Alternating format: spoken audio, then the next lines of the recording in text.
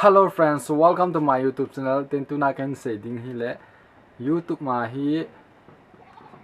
video etih phat le upload dham ai lo le etih ni le upload dham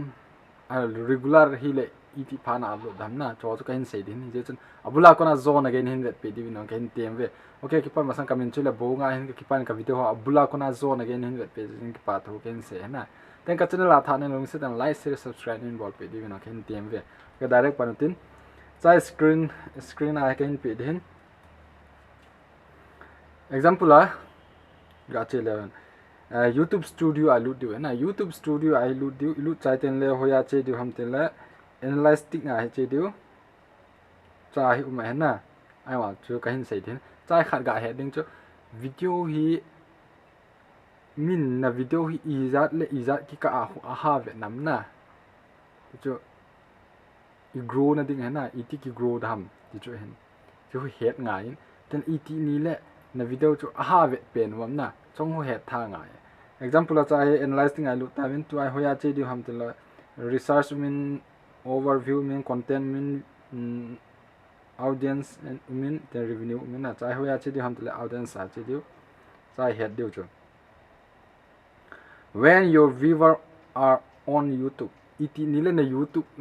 na viewer ho chu YouTube ma hung tamam ti le chahe Monday Tuesday Wednesday Thursday Friday Saturday Sunday ki sun na chahe atam pe na hi nga click le han Sunday ni le viewers ho ke ya he na ke ya he Sunday ni le tamin chu nga ki sele ke hin regular ta kapi hi je chun regular ta kapi na chunga hi etih ni le min izat gin le ahin Vietnam ti le 5 o'clock nga hi video ka upload je hin ai man tu ka hin khial ke tan na 5 o'clock nga ko na 6 ki ka hi ka video hi phat cha chi he na views phat cha hu ai ten chi te Monday ni a hi I chana hi views hung kalam ti le 11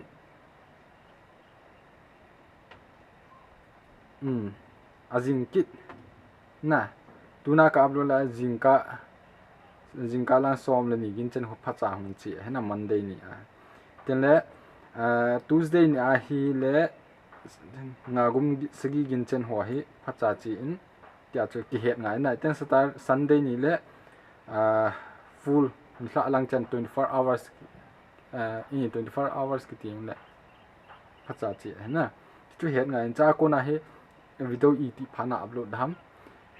iten etih ni le video upload dham chu nang ho a na ki vet the na nang ho a na ki vet dung zu ya cha ko na he vet na chi secret na cha ko na ki a video ki upload ji na ten tu ai ka hin khial ki ne nga gin talo group gina ka hin khial ki tai na ton cha ji ma cha ko na hi thil ho ka vet le le a hen khial na tabang chu hen